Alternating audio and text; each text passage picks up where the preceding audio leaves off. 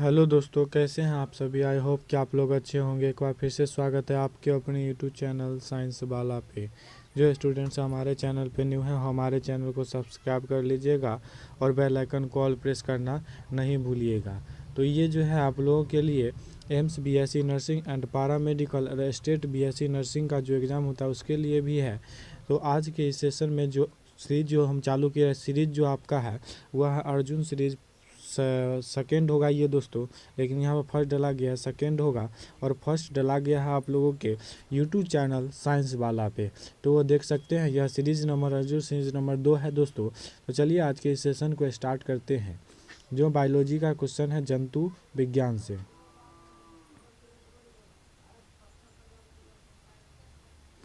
चलिए देखते हैं पहला हमारा क्वेश्चन क्या है।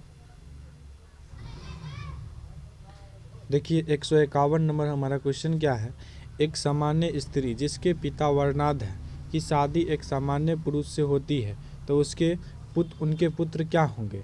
तो एक सामान्य स्त्री है, तो पहले एक सामान्य स्त्री का बना लेते हैं XX, ठीक है। जिसके पिता वर्णाध है, मतलब ये क्या है, ये आपका क्या हो जाएंगे, सॉरी यहाँ Y हो जाएगा।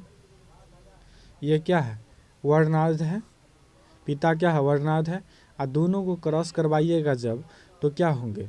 तो इसमें जो हो जाएगा दोस्तों, इसमें जो आपका हो जाएगा वह कितना प्रतिशत हो जाएगा, तो वह आपका जो हो जाएगा वह 50% वर्णाध पुरुष होंगे, ठीक है, सॉरी पुत्र होंगे, ठीक है। और 50% सामान्य क्या होंगे, महिला होंगे। उसके बाद अगला क्वेश्चन देख लीजिएगा। अगला क्वेश्चन कह रहा है निम्नलिखित में से कौन कोशिका चक्र की एम अवस्था के दौरान केंद्रीय आवरण के पुनः निर्माण को आगे बढ़ाता है। तो इसका करेक्ट जो आंसर हो जाएगा दोस्तों, इसका करेक्ट आंसर जो हो जाएगा वह हो जाएगा ए, गुणसूत्र द्वारा विसंघन तथा केंद्रीय पटल का पुनर्संयोजन। चलिए अगला क्वेश्चन देखते हैं। अगला क्वेश्चन आपका क्या है, अगला क्वेश्चन है हमारा दोस्तों, उपकला कोशिका का एक प्रकार जो फैलोपियन नलिका श्वसनिका तथा छोटी श्वसनिका की आंतरिक सतह को पंक्तिबद्ध करता है क्या कहलाता है। यह कहलाता है आपका पश्चमाभि उपकला कहलाता है। क्या कहलाता है, पश्चमाभि उपकला। अगला हमारा क्वेश्चन है दोस्तों, अगला हमारा किसी जीव का उसके आश्रय क्या कहता है, किसी जीव का उसके अप्रभावी जनक से संगम करके विषम युग्मजी समयुग्मजी अभिलक्षण का निर्धारण करना क्या कहलाता है। इसका निर्धारण करना परीक्षार्थ संकरण कहलाता है, यानी टेस्ट हाइब्रिडाइजेशन कहलाता है। अगला है हमारा कि दिए गए लक्षणों के क्या करा, दिए गए लक्षणों में कौन सा युग्म अनेक जीनी संसागति का एक उदाहरण है। इसका करेक्ट आंसर जो हो जाएगा दोस्तों, ये हो जाएगा मानव कद तथा उसका त्वचा का रंग, ये हमारा वंशागति का उदाहरण है। अगला हमारा एक रेप्टिलिया वर्ग का एक छिपकली नुमा सदस्य एक वृक्ष पर बैठा है तो उसे अपनी पूंछ को एक टहनी पर लपेटे रखा है, तो यह जंतु कैसा होगा। तो यह जंतु आपका कैसा होगा, कैलियोन, जो सुरक्षात्मक रंजक प्रदर्शित करता है, ठीक है। अगला क्वेश्चन देखिएगा। अगला क्वेश्चन क्या है आपका,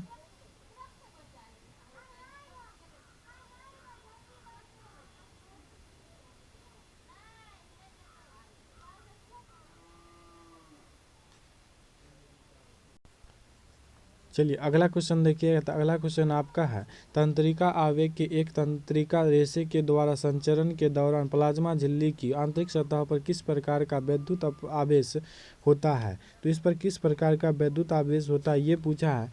तो इस पर जो होता है पहले ऋण आवेश होता है, फिर ऋण आवेश और फिर धनात्मक आवेश, पुनः ऋणात्मक आवेश होता है। ये क्रम क्या रहता है, चलता रहता है। उसके बाद है अनुकूलन के फलस्वरूप क्या कर रहा है दोस्तों, अनुकूलन के फलस्वरूप जब भिन्न वंश वृक्षों की दो प्रजाति परस्पर सदृशता प्रदर्शित करती है तब इस घटना को क्या कहते हैं। तो इस घटना को हम लोग बोलते हैं दोस्तों अभिसारी विकास बोलते हैं। क्या कहते हैं, ये बहुत इंपॉर्टेंट प्रश्न है दोस्तों, इसको याद रखिएगा, इंपॉर्टेंट प्रश्न है दोस्तों। तो यह क्या कर अनुकूल के फलस्वरूप जब विभिन्न वंशागत वृक्षों के दो प्रजाति पर सदृशता यानी समान प्रदर्शित करते हैं तब यह घटना क्या कहलाती है, अभिसारी विकास कहलाती है। अगला क्वेश्चन देख लीजिएगा, निम्न में से कौन सा एक देह लक्षण तथा वह जंतु जिससे यह पाया जाता है सम्मिलित कीजिए। तो इसका जो हो जाएगा, इसका जो करेक्ट आंसर होगा दोस्तों, तो इसका करेक्ट आंसर बी हो जाएगा। क्या हो जाएगा? बी। अधर केंद्रकीय तंत्रिका तंत्र जो कि क्या होता है, जोंक में होता है आधा। ठीक है। अगला है बोमेन संपुट में होता है।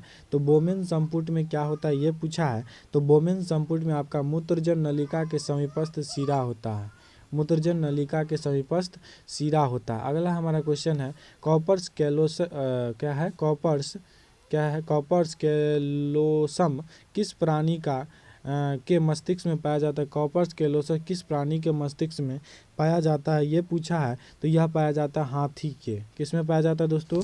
तो हाथी में पाया जाता है। किस में पाया जाता है? तो हाथी में। अगला क्वेश्चन है हमारा वृद्धि करते हुए जीव में अंगों तथा ऊतकों का विभेदन संबंधित होता है। यह संबंधित होता है आपका जीनों की विभेदक अभिव्यक्ति से। ठीक है। अगला क्वेश्चन देखिएगा, फाइब्रिनोजेन होता है। क्या कहता है? फाइब्रिनोजेन होता है। तो फाइब्रिनोजेन जो आपका है वह क्या होता है? तो रुधिर में विद्यमान हुआ यकृत में बनता है। क्या होता है? रुधिर में विद्यमान हुआ यकृत में बनता है। अगला हमारा क्वेश्चन है क्या है,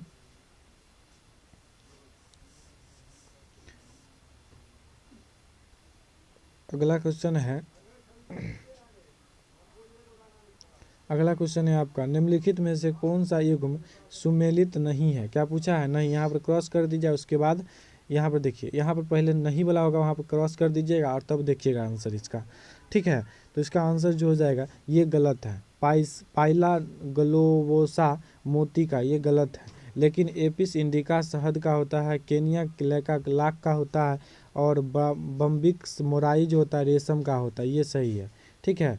चलिए अगला देखिएगा, डायबिटीज मेलिटस रोग किसके कमी के कारण होता है। डायबिटीज मेलिटस रोग जो होता है वह किसके कमी के कारण, इंसुलिन की कमी के कारण होता है। अगला है क्वेश्चन, शरीर का संतुलन बनाए रखने में कौन सा भाग कार्य करता है। किसके संतुलन बनाने में, शरीर का संतुलन बनाए रखने में कौन सा भाग कार्य करता है। तो यह कॉकलिया करता है। कौन करता है? कॉकलिया करता है। अगला क्वेश्चन है हिज संधि पाई जाती है। तो हिज संधि कहाँ पाए जाते हैं ये पूछा है।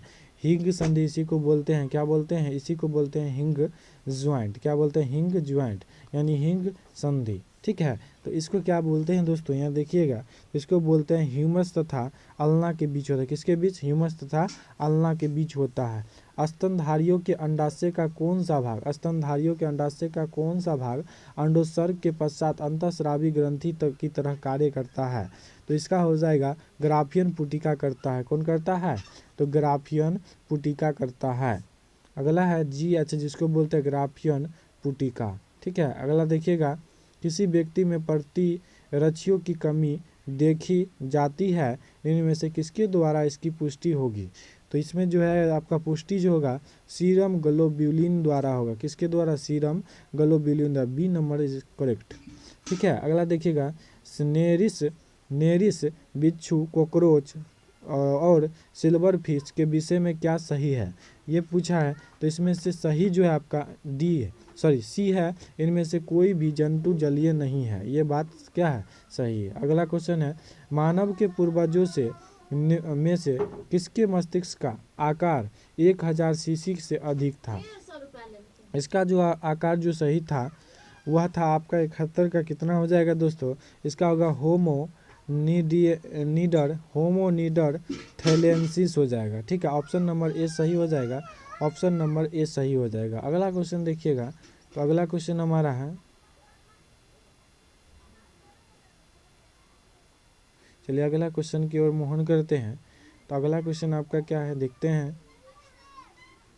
अगला क्वेश्चन है 172 देखिएगा, क्या कर रहा है? डीएनए अणु में क्या कर रहा है? डीएनए अणु में होते हैं। तो डीएनए अणु में क्या होते हैं ये पूछा है। तो डीएनए अणु का जो हो जाएगा इसका ऑप्शन नंबर डी सही है। 2 रज्जुक होते हैं, जो पहला जो होता है 3 से 5 दिशा में तथा दूसरा जो होता है 3 से 5 दिशा में प्रति समांतर गति करते हैं। चलिए अगला देखिएगा, दिए गए संघों तथा उनके दो विशिष्ट गुणों का गलत मिलान कीजिए, गलत मिलान चुनिए।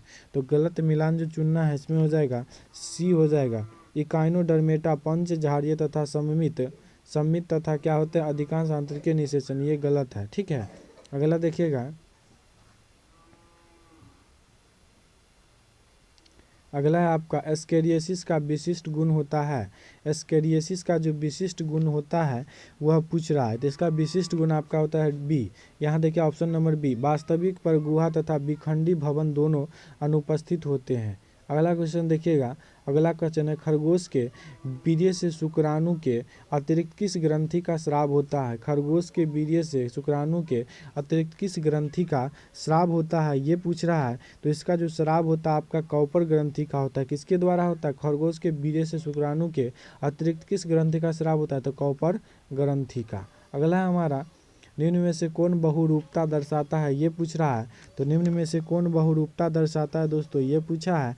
तो इसमें बहुरूपता कौन दर्शाता है, तो फाइसेलिया दर्शाता है। कौन दर्शाता है, फाइसेलिया दर्शाता है। अगला हमारा क्वेश्चन देखिएगा, अगला क्या है क्वेश्चन, अगला क्वेश्चन कह रहा है द्वितीयक अरीय सममित, क्या कह रहा है, द्वितीयक अरीय सममित। द्वितीयक अरीय सममित में किसमें पाई जाती है, तो यह आपका पाया जाता है इकाइनोडर्मेटा में पाया जाता है। किसमें पाया जाता था, इकाइनोडर्मेटा में। अगला है वर्गीकरण की आधारभूत इकाई क्या है। वर्गीकरण की आधारभूत इकाई, ये आप लोग क्वेश्चन जानते होंगे दोस्तों। तो वर्गीकरण की इकाई जो आधारभूत इकाई जो है आपका क्या हो जाएगा, इसका आंसर हम नहीं बताएंगे, ये होमवर्क आप लोगों के लिए है और ये हमें कमेंट सेक्शन में ज़रूर बताइएगा इसका आंसर क्या होगा। वर्गीकरण की आधारभूत इकाई क्या है, इसका आंसर हमको बताइएगा कमेंट सेक्शन में, तो उसका हम रिप्लाई देंगे, सही बताएं या गलत।